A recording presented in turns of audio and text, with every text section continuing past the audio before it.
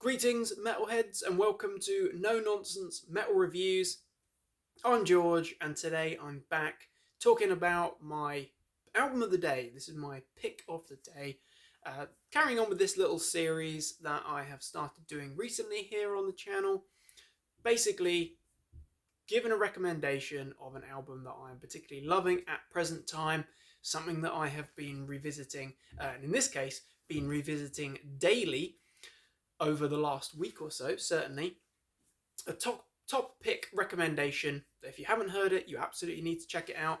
And maybe if you're already a fan, you can join me in revisiting this absolute classic. So, classic is certainly the right word for today's pick. This masterpiece is the debut full-length album from US death metalers Suffocation. This was released in 1991 and is entitled Effigy of the Forgotten. Just take a minute to appreciate that freaking awesome Dan Seagrave artwork there. That artwork is amazing. This album is held in such high regards across the death metal and metal world.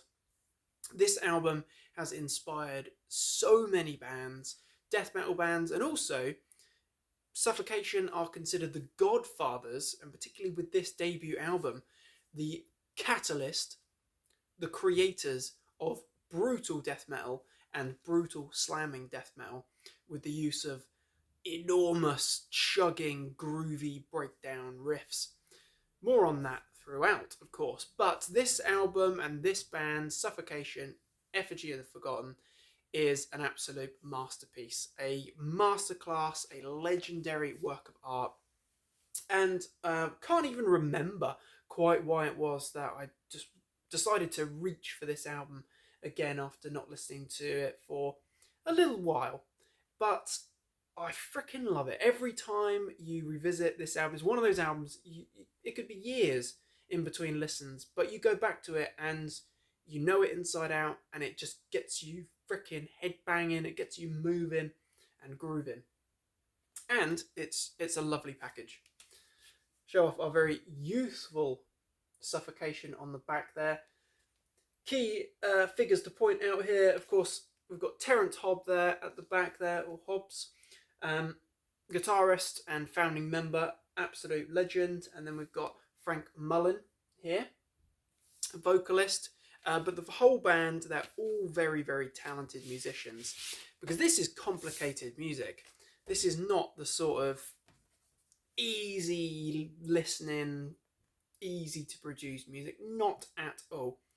We've also got Doug Soretto on guitars, we've got Josh Barron on bass, and Mike Smith on drums.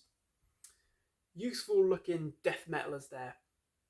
This is held in, again, this lineup is held in very high regards as being a bit of a classic lineup, a crucial lineup in Suffocation, who have undergone a lot of changes over the years, to be honest. A lot of people coming and going. But that particular lineup, circa 91, circa Effigy of the Forgotten, is greatly respected across the death metal and extreme metal world. Just wanted to show off this delightful blue coloured vinyl, courtesy of Listenable Records. Absolutely awesome. So what makes this album so freaking special? Well, first of all, it sounds absolutely brilliant. It's 9 tracks of punishing, very heavily groove-orientated death metal. And the thing to consider is that this is 1991. This is relatively early in the death metal formation and expansion, certainly. But you're getting albums of this level of aggression being released at this time. This was a huge catalyst. It also does bear certain signature characteristics of that particular movement sound, being that it was produced by none other than the legendary Scott Burns, alongside Suffocation, engineered and mixed by Scott Burns at the legendary Morrisound Recording Studio in Tampa, Florida. The home of many other legendary recordings from all the names that you expect, Obituary, Death, Cannibal Corpse, Cancer, just to name a few. They've all got that kind of identifiable sound and style. But what sets this album apart, in my opinion, is the sheer brutality of some of these tracks. When you take tracks like the opening track, Liege of Inveracity, that is an absolute monster of a track. Again, as I say, colossal grooves in there. Very heavy, weighty, massively down-tuned, bludgeoning riffs. Akin to the sort of things that we were getting a little bit later with Cannibal Corpse, but far more intense. Faster as well. It's just the sheer force of this particular album and of Suffocation that really sets them apart. Liege of Inveracity, as I say, is an absolutely brilliant one. Effigy of the Forgotten contains one of the most groovy, crushing riffs of the whole album. Absolutely brilliant. Infecting the Crypts is one of Suffocation's most legendary tracks. Again, characterized by full throttle, blasting drumming, thick, unjustly thick, low-end, rumbling bass tones, and those riffs. That absolute chug fest.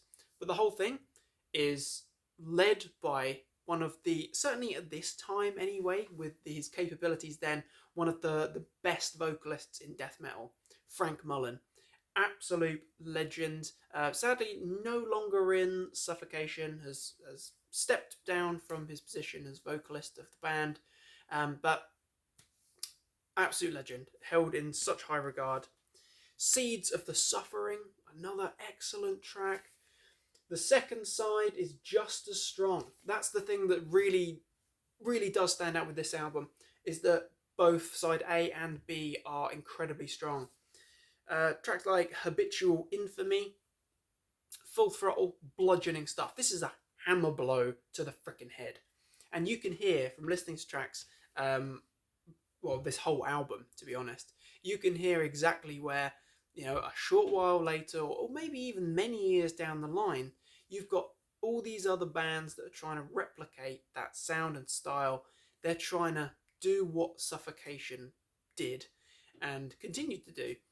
They're trying to harness that energy and aggression, but none can really do it quite as good as Suffocation. And also, until very recently, I had no idea that track 6, Cremation, and track 7, Mass Obliteration, which are both absolutely formidable numbers, true beasts of tracks, feature none other than, at this time, Monstrosity vocalist, another legendary US death metal band, vocalist George Corpse Grinder Fisher. Of course, probably slightly better known or more well known as being current vocalist, and long-time vocalist of Cannibal Corpse. So there's continuity there, definitely. And it's a nice little Easter egg thrown in for good measure. Mass Obliteration is a freaking excellent track. Involuntary Slaughter, freaking formidable.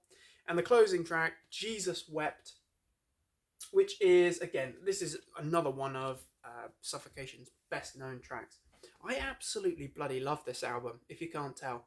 It's probably my favourite Suffocation album, and that's up against some tough competition when we think, I know that the production quality of second album, Breeding the Spawn, leaves a little bit to be desired, but it's still an amazing album. Pierced from Within, the latter albums, Pinnacle of Bedlam, we've got the absolutely amazing most recent album from 2023, Hymns of the Apocrypha. Absolutely amazing. Amazing material, amazing albums, but still, this is the benchmark. This is the one that cannot be topped. Effigy of the Forgotten, the debut album, an absolute masterpiece. I also have it, not in CD form, but I do have it in cassette tape form. Unfortunately, I haven't quite been able to part with the cash to pick up the massively overpriced CD format at the moment, but we've got this lovely cassette form. Again, this is a listenable records release with the print on the shell there and a very high quality, expansive booklet. Looks the part. It's a lovely, lovely piece. Really is. And I think that it always blows my mind. I think it's one of the real sort of defining things about Effigy of the Forgotten is the time. 1991. This album is so freaking heavy for that time. Definitely ahead of the time, ahead of what anyone else was doing. Absolutely. So, my friends, if you are new to death metal, then Suffocation are a band you absolutely need to get into, because let's face it, there would be no deathcore bands, there'd be no brutal death metal bands, there'd be no slamming bands without Suffocation, without Terrence and company, and certainly not without Effigy of the Forgotten. This is important stuff. This is benchmark release. If you're a fan of Suffocation, what are your thoughts and opinions on this amazing album? And if you've never heard it, you seriously need to check it out. If you need a little bit more encouragement, tracks you need to check out: Liege of Inveracity, Effigy of the Forgotten, and to be honest, you can go with Infecting the Crypts. The first few tracks there. To be honest, you could just listen to the whole album. It's not an overly long album. It's about 40 minutes, I believe, but it's just 40 minutes of pure, brutal death metal bliss. And certainly, if you like your Cannibal Corpse, if you like Deicide, or if you like some of the more latter brutal death metal bands like Cattle Decapitation, then you're definitely going to dig this album. You're definitely going to dig Effigy of the Forgotten. So, that is my pick of the day. This amazing piece of work, Effigy of the Forgotten. What are your thoughts and opinions, my friends? Very interested to hear what you've got to say about this one, most definitely. Thank you very much for watching, my friends. Hope you enjoyed the review. Really do appreciate the continued support. Feel free to like, subscribe, share, comment. It's all very welcome. Do check back soon for more reviews and recommendations of all the good, heavy things. Until next time, take care of yourselves, my friends, and stay heavy.